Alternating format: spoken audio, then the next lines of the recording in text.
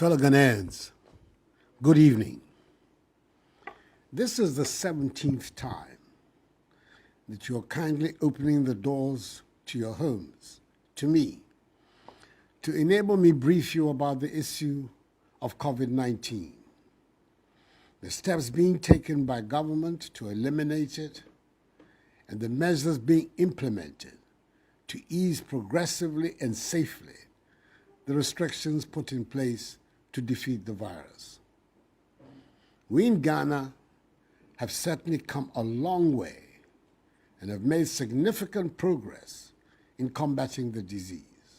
The angst, fear, and panic exhibited by many, especially when the first 2 cases were recorded on our shores, have been replaced in recent weeks by a growing sense of optimism and renewed hope that we are on our way to winning the battle against the pandemic.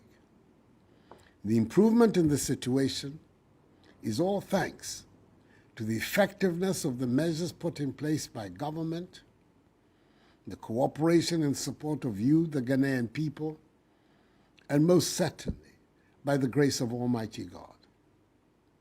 Nevertheless, I appeal to each and every one of you to continue to tread on the path constructed by government and follow religiously all the social distancing, mask wearing, and enhanced hygiene protocols. They are and will remain our weapons in the struggle against the virus. In the same manner, we have to remember to continue improving our fitness by exercising and eating well, patronizing our healthy Ghanaian foods, which will boost our immunity to disease and help us in the fight against the pandemic. When I delivered update number 16, exactly 3 weeks ago, the number of recorded active cases, that is persons with the virus, stood at 1,847. This number, as of Friday, 18 September, has reduced considerably to 507 persons.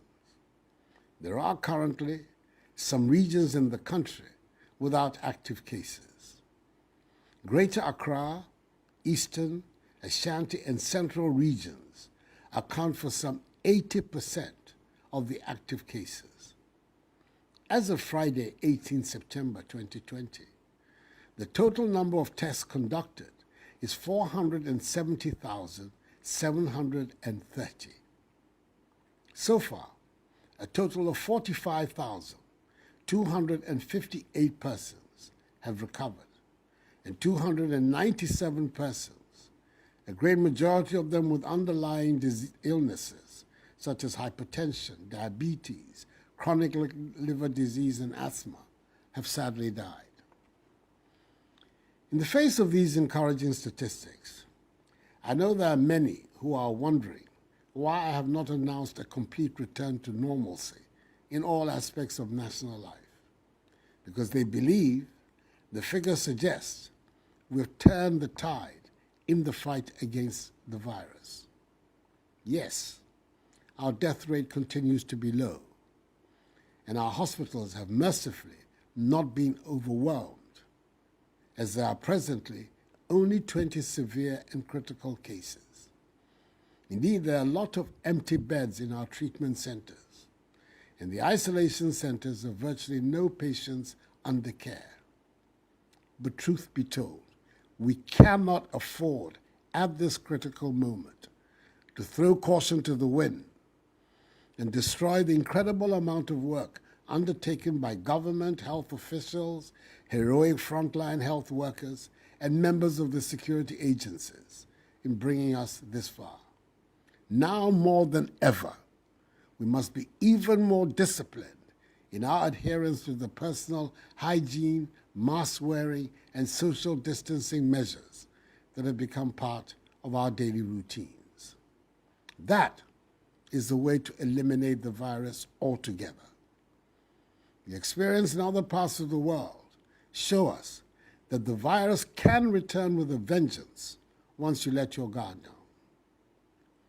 Fellow Ghanaians, in my last address, I announced the reopening of our international airport, Kotoka International Airport, signaling our gradual reintegration with the rest of the world. 16 out of the 23 airlines that operated in Kotoka prior to its closure have again commenced flights to and from Accra. As of yesterday, Saturday, 19 September, a total of 10,061 passengers had been tested at Kotoka. In spite of the requirement that all passengers must be in possession of a negative PCR test result upon their arrival in Ghana, a test which should have been conducted not more than 72 hours before the scheduled departure from the country of origin. A total of 26 positive cases had been recorded from the tests at Kotoka. Let us pause for a moment and imagine what would have happened if these 26 positives had not been detected and had been allowed to mingle with the population.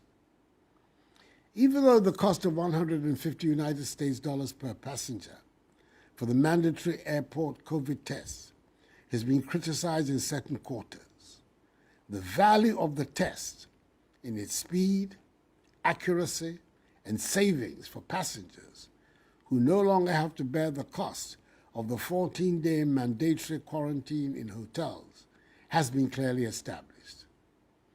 It is worth noting that a lot of people who have experienced it firsthand, the service being offered at our international airport, have praised the country for the innovation and farsightedness on display at our airport. Let me assure you again that as President of the Republic, I will do everything in my power to protect you and stop the importation of the virus into our country or limit and contain its spread. This is my solemn commitment to you. Fellow Ghanaians, on Friday, 18 September, 561,674 JHS3 students completed the Basic Education Certificate Examination, BECE. SHS3 students also, on 5th September, wrote the last paper of the West Africa Senior Secondary Certificate Examination, WACSE. I am particularly excited at this development because despite the fears and genuine anxiety expressed by some and the criticisms proffered by some in the political space, these students have gone to school, studied, sat, and completed their examinations unscathed. Their forward march in life has not been interrupted. And by the grace of God, the predictions made by some of widespread infections and even deaths did not materialize. I pledged I'll be the last person to put the lives of students at risk, and I express my deep appreciation to all parents and guardians for the trust reposed in me and my government. I pray for the success of the students in their exams. As has already been announced, relevant arrangements and logistical deployments are being made for the return to school of second-year, junior, and senior high school students.